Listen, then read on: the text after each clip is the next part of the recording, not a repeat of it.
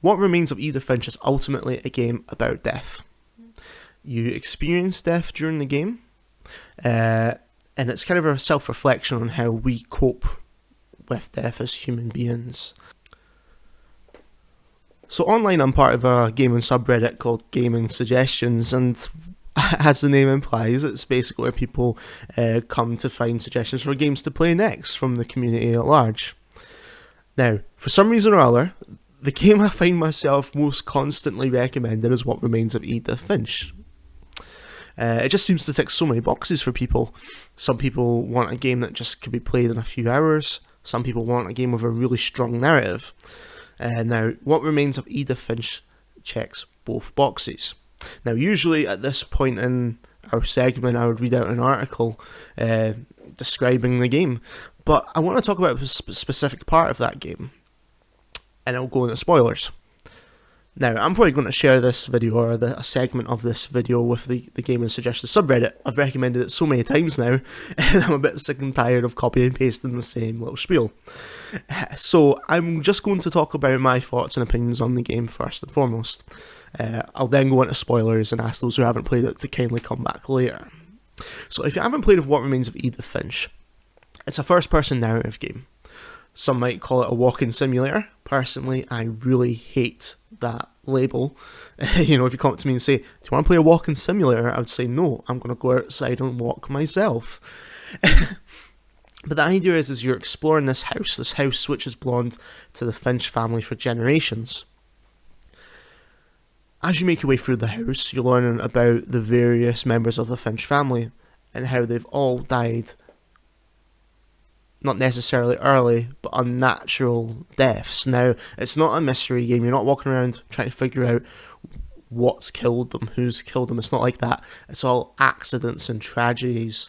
You could say the family are cursed. Now, the exact reason for this is left up to interpretation.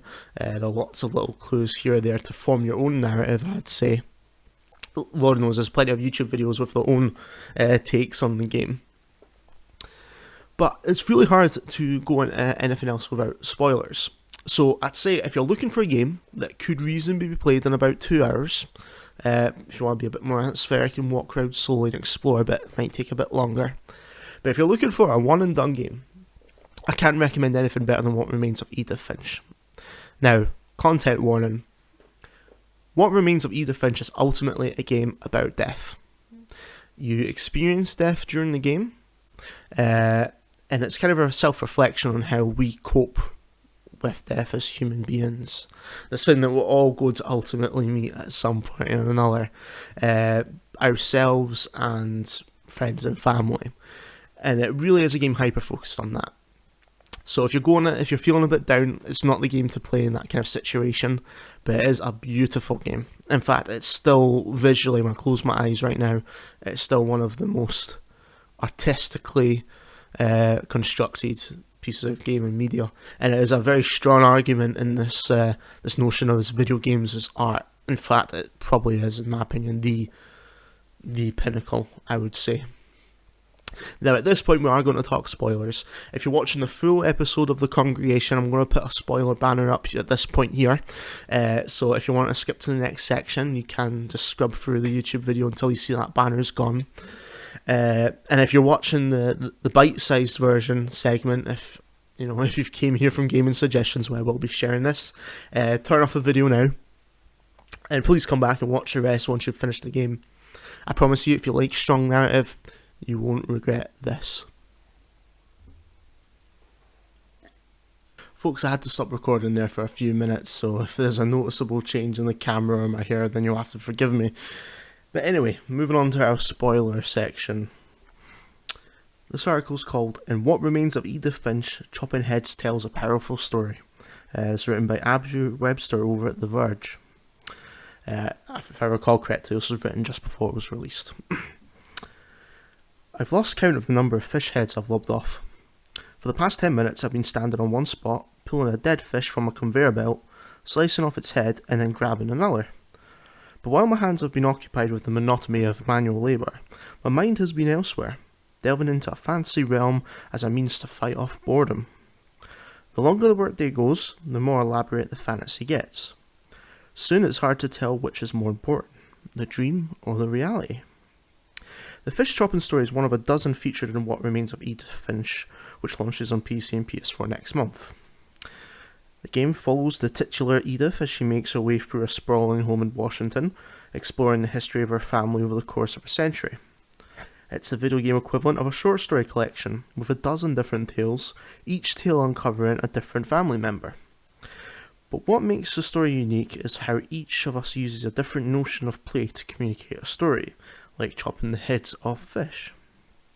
Things start out simple. The scene plays out from a first-person perspective, with you, playing as Lewis Finch, firmly planted in front of a fish chopping station. Fish coming from the left, you use the right stick to grab them, pull them to the slicing blade, and then toss them onto a conveyor belt. This process repeats on an endless loop. But at the same time, Lewis starts to fantasize. It starts in the upper left corner of the screen with a tiny black and white maze and a little stick figure hero. You navigate the labyrinth using your left stick, and the further you progress, the larger and more complex the fantasy becomes. It gets colourful and eventually shifts to 3 dimensions. There are characters and cities and oceans and castles. But all the while you still have to keep up with the fish with the right joystick. If they start to pile up too high, they'll intrude on the fantasy until you clear them away. Anyone who has worked a monotonous job knows this feeling, descending into your head while still doing your work.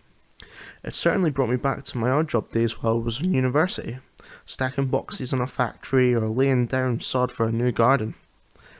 And the game manages to get this across without making control itself a burden. Neither chopping head off the fish nor the navigating the fantasy maze are complicated, but they are both a little bit demanding of your attention at the same time. This is then coupled with a narrator describing Lewis's backstory and present situation.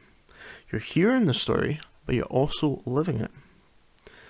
Lewis's story started out a very complicated and fish chopping situation where the boss would get angry at you and you'd have to chop the fish and also clean the barrel out, says Ian Dallas, creative director at developer Giant Sparrow. It was this thing that was way too complicated, but in isolation it seemed like this thing where you need these mechanics to be engaging enough. On paper it sounded like you needed that, but because you have this other story going on, it's not enough to say, oh, it's busy work. It doesn't have to be that hard. The fact is it always given enough of the flavour that we wanted. The stage isn't hard, if anything the task is a little boring. The power of the moment is that cutting heads off fish can become, even as you're doing it, forgettable. You suddenly become lost in the fantastic maze, and in that moment Edith Finch isn't just a video game, but a game about the experience of video games. Then the dead fish pile up, and it's back to the chopping block.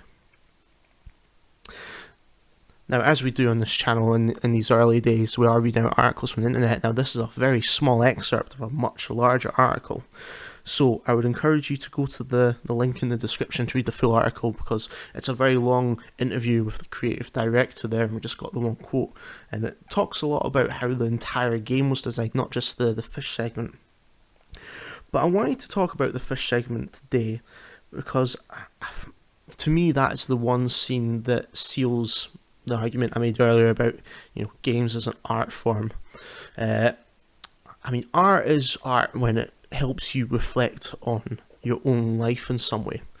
And I think a lot of us, as the article was saying, I think a lot of us can relate to this idea of kind of going into your own head when you're doing a monotonous job. I myself, in my day job, I do find myself going into my head quite a lot.